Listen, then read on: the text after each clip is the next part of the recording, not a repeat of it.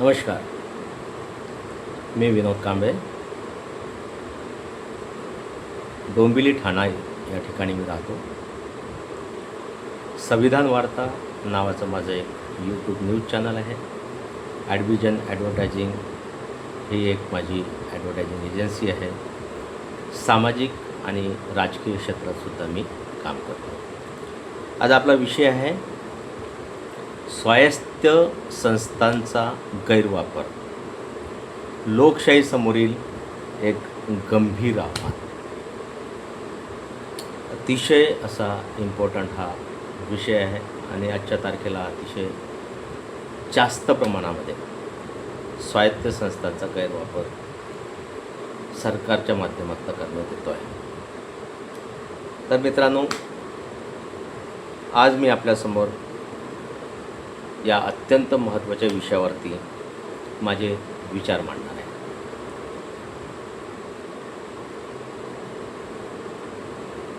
भारत हा जगातील सर्वात मोठा लोकशाही देश आहे. आपल्या लोकशाहीची ताकद केवळ निवडणुकांमध्ये नाही, तर संविधानाने निर्माण केलेल्या स्वायत्त संस्थांमध्ये आहे. या संस्था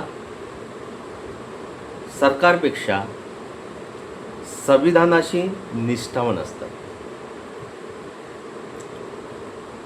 त्यांचे कार्य हे निष्पक्ष असायला हवे, पारदर्शक असायला हवे आणि जनहितार्थसुद्धा असायला हवे. स्वायत्त संस्थांमध्ये कुठल्या संस्था मोडतात तर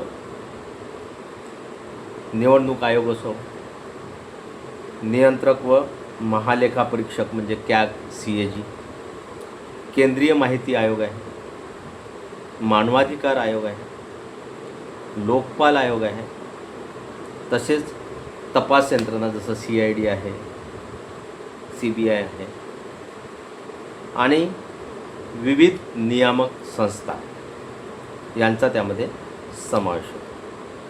या संस्था लोकशाहीचा समतोल राखण्याचे काम करतात. परंतु जेव्हा या संस्थाचा वापर जनहितासाठी न होता राजकीय, वैयक्तिक किंवा दबावाच्या साधनाप्रमाणे केला जातो, तेव्हा लोकशाही मात्र कमकुवत होऊ लागते. आज अनेकदा अशी चर्चा होते की काही स्वायत्त संस्थांचा वापर विरोधकांवरती कारवाई करण्यासाठी केला जातो, तर सत्ताधारी पक्षाशी संबंधित प्रकरणामध्ये विलंब किंवा सौम्य भूमिका घेतली जाते. अशा प्रकारच्या आरोपांमुळे त्या संस्थांच्या विश्वासार्हतेवरती प्रश्नचिन्ह निर्माण झालेलं आहे. लोकशाहीमध्ये केवळ न्याय मिळणे पुरेसे नसते, न्याय होत आहे हे जनतेला दिसले पाहिजे. जर लोकांचा संस्थांवरील विश्वास उठला किंवा कमी झाला तर संविधानिक व्यवस्थेला धोका निर्माण होतो.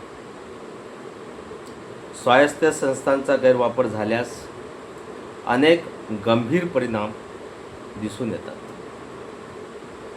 पहिला परिणाम म्हणजे लोकांचा विश्वास कमी होतो. नागरिकांना जर वाटू लागले की संस्था निष्पक्ष नाहीत, तर ते न्यायव्यवस्था आणि प्रशासनावरचा विश्वास गमावतात.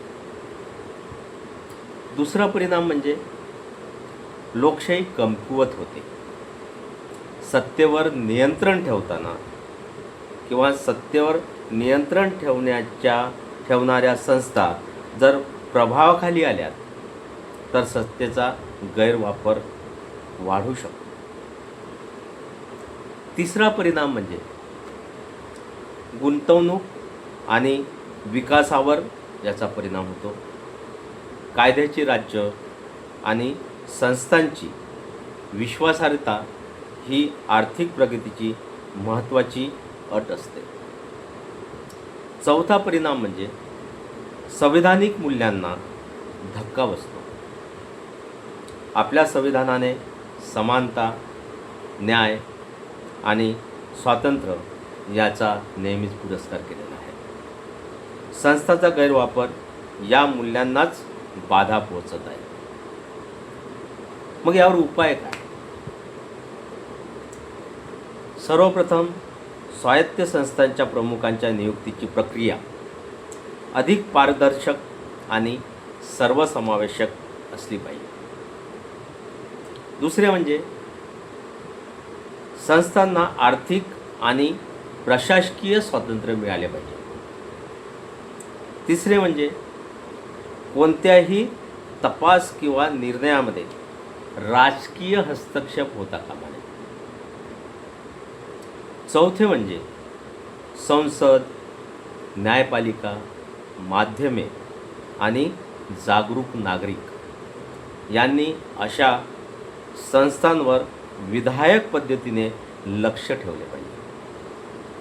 पाचवे म्हणजे अधिकारी आणि कर्मचाऱ्यांनी संविधानाशी निष्ठा ठेवून काम करण्याची संस्कृती अधिक मजबूत झाली पाहिजे. डॉक्टर बाबासाहेब आंबेडकर यांनी संविधान देताना केवळ चांगले कायदे पुरेसे नसतात, तर ते प्रामाणिकपणे राबवणारी माणसेही तितकीच महत्त्वाची ठरते,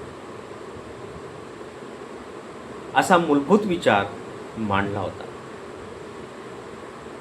संस्थाचे सामर्थ्य त्यांच्या इमारतींमध्ये नसते, ते त्यांच्या निष्पक्षतेत आणि प्रामाणिकपणात असते.